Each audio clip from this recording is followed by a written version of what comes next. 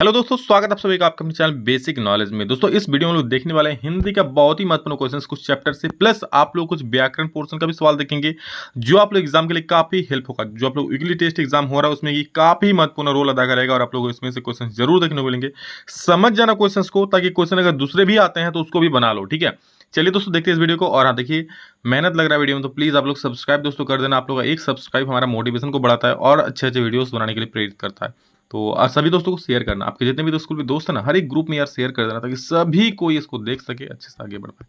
चलिए दोस्तों इस वीडियो को शुरू करते हैं।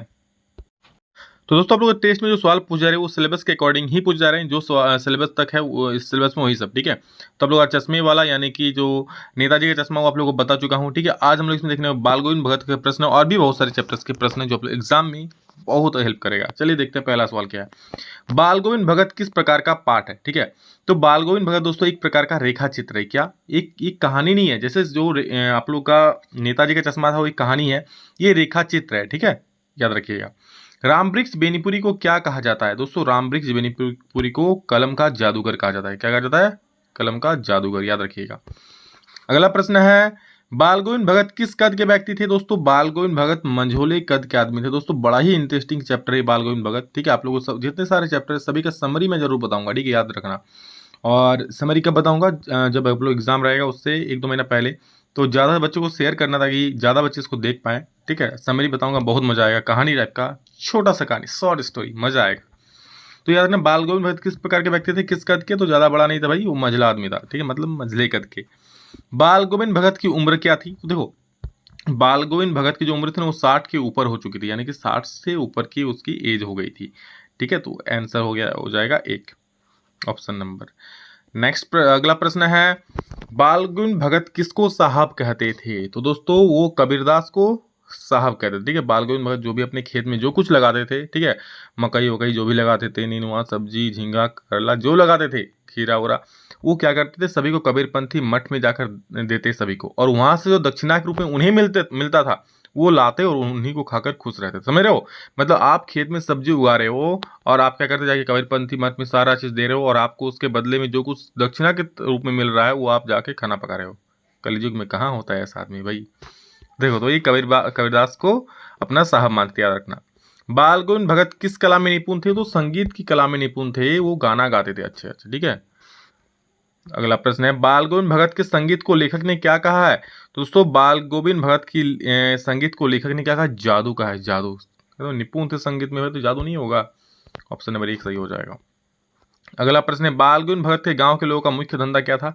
तो बाल गोविंद भगत के गांव के लोगों का मुख्य धंधा जो था दोस्तों खेती बाड़ी था, और बाल गोविंद भगत खुद भी दोस्तों खेती बाड़ी किया करते थे, खेतों में जाकर सब्जी उगाया करते थे।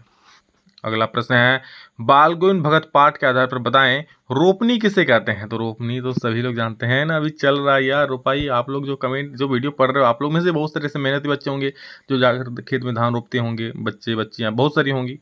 ठीक है भाई, मैंने खुद रोपा है कभी, मतलब 1-2 बार। चलो भले वो शौक के लिए रोपा है, बट रोपा तो है। ठीक, तो अभी धान की रोपाई चल रही है। ठीक, शौक शौक के लिए मैंने नहीं रोपा था, एक कारण था कुछ, आप लोगों को बताऊंगा मैं। ठीक, तो बाल गोविंद भगत पाठ के आधार पर बताएं रोपनी किसे कहते हैं। तो धान की रोपाई को कहते हैं। ठीक है, सॉरी 1 मिनट, ये धान की कटाई हो गया है, रोपनी धान की रोपाई को कहते हैं, याद रखना। Option number 2। अगला प्रश्न है, बाल गोविंद भगत क्या थे। तो बाल गोविंद भगत दोस्तों एक गृहस्थ आदमी थे, न महात्मा थे, न साधु थे, न सन्यासी थे, वो गृहस्थ आदमी थे। ऑप्शन नंबर 3 सही हो जाएगा। अगला प्रश्न है, तेरी गठरी, ठीक है, में लागा चोर मुसाफिर जाग जरा, पंक्ति किस गाने से ली गई है। तेरी गठरी में लागा चोर मुसाफिर जाग जरा, पंक्ति किस गाने से ली गई है। ये दोस्तों ली गई है बाल गोविंद भगत से। कहाँ से? बाल गोविंद भगत से, याद रखना 3 नंबर। अगला प्रश्न है, बाल गोविंद भगत की संगीत साधना का चरम उत्कर्ष कब देखा गया। तो उसका चरम उत्कर्ष देखा गया जब उनका इकलौता बेटा मारा गया था। ठीक है, तो ऑप्शन नंबर 2 आपका बिल्कुल सही उत्तर हो जाएगा। अगला प्रश्न 27 नंबर, बाल गोविंद भगत के कितने बच्चे थे। तो उनका इकलौता एक बेटा था। ठीक है, तो ऑप्शन नंबर 2 सही हो जाएगा।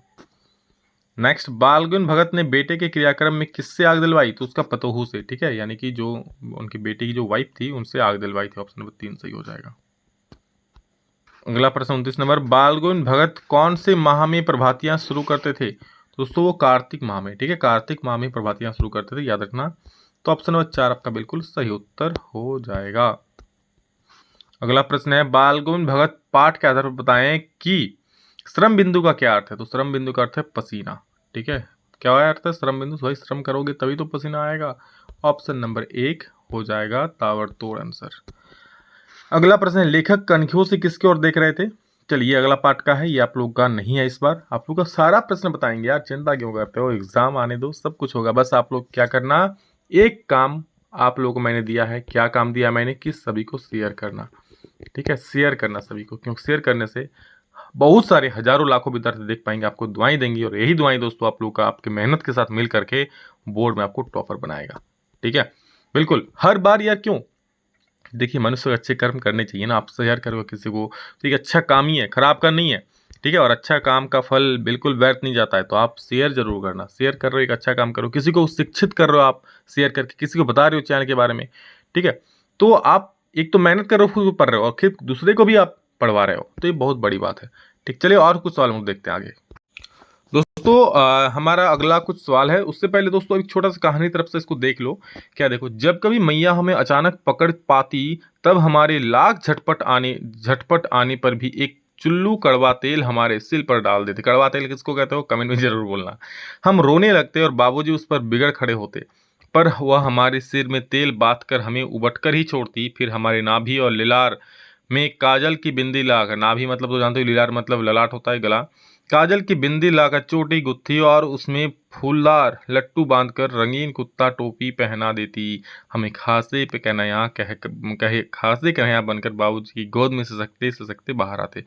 दोस्तों ये जो कहानी लिया गया है ना, छोटा सा, ठीक है, ये माता का आंचल से पाठ से लिया गया है। ठीक है, तो कुछ सवाल है इससे, चलिए हम लोग देखते हैं।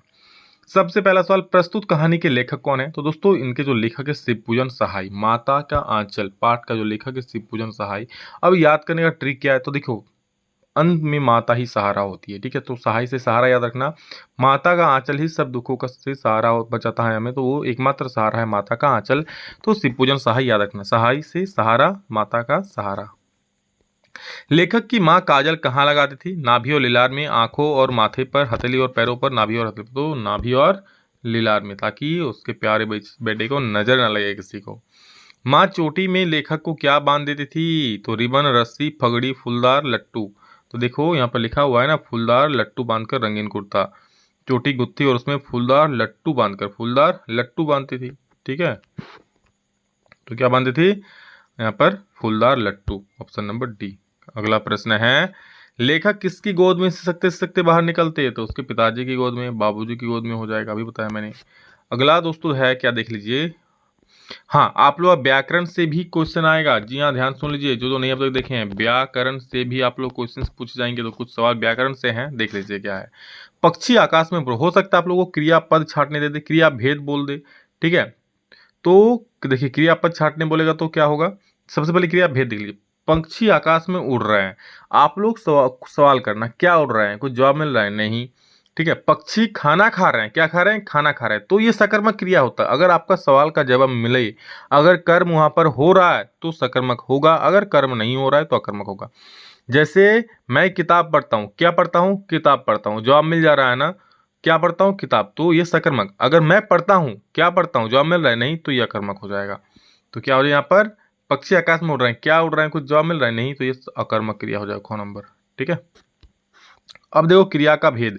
ड्राइवर बस चला रहा है, क्या चला रहा है, बस, तो कौन सा क्रिया हो जाएगा, सकर्मक। बस हो गया कर्म, मतलब हो गया ना, बस चला रहा है, क्या चला रहा है, बस, तो सकर्मक हो जाएगा। अब देखो ये सवाल बहुत ज्यादा इंपॉर्टेंट है, इस प्रकार का सवाल एक आ सकता है कल कि मोहन घर जाता है, इस वाक्य में कौन क्रियापद है, क्रियापद बोला है, तो क्रियापद क्या है, जाता है। ठीक है, मोहन तो हो गया आपका, नहीं है, घर भी जगह, जाता है क्या है, क्रियापद रखना, तो जाता है आंसर, आता है बोल रहा हूं, जाता है, ऑप्शन नंबर को।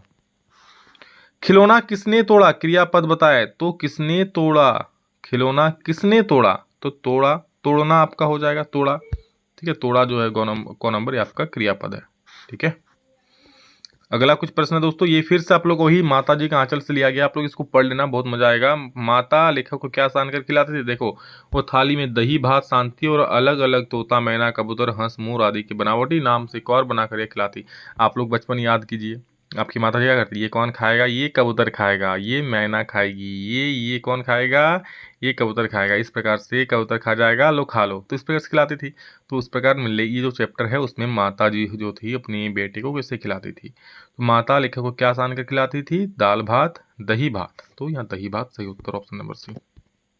अगला प्रश्न, खाना खाने के बाद पिताजी लेखक से क्या कहते, तो देखो नाम से कौन खिलाती जाती कि जल्दी खा लो नहीं तो उड़ जाएंगे, पर हम उन्हें इतनी जल्दी उड़ा जाते थे कि उन्हें उड़ने का मौका ही नहीं मिलता था। जब हम सब बनावटी चिड़ियों को चट कर जाते थे तब बाबूजी कहने लगते, अच्छा अब तुम राजा हो जाओ खेलो, क्या कहते हैं, अच्छा अब तुम राजा हो जाओ खेलो, यानी कि अब तुम राजा हो जाओ और खेलो, option number C.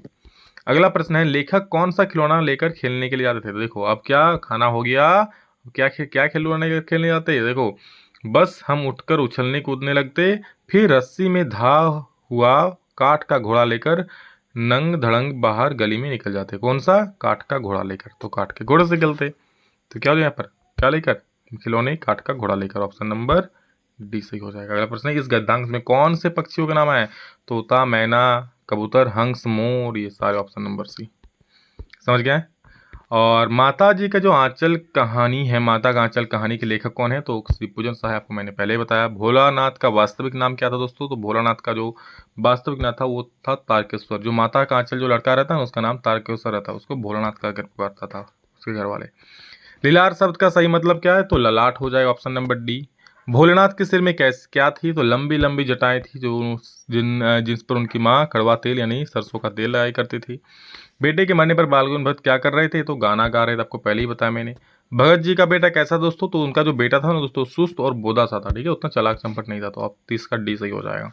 Bhagat ji की पोतोहू कैसी थी, तो पोतोहू दोस्तों सुभग सुशील और होने के साथ साथ घर की पूरी प्रबंधिका थी, 31 का सी सही हो जाएगा। बोधा का क्या अर्थ होता है दोस्तों, तो बोधा मतलब लोग जानते ही हैं कम बुद्धि वाला होता है, ठीक है। तो ये था दोस्तों आप लोग कुछ इंपॉर्टेंट क्वेश्चन हिंदी का, सभी को शेयर जरूर कर दीजिए सभी लोग इसका लाभ ले पाए, ठीक है। सब्सक्राइब नहीं किया अब तक तो जरूर अब तो कर दीजिए।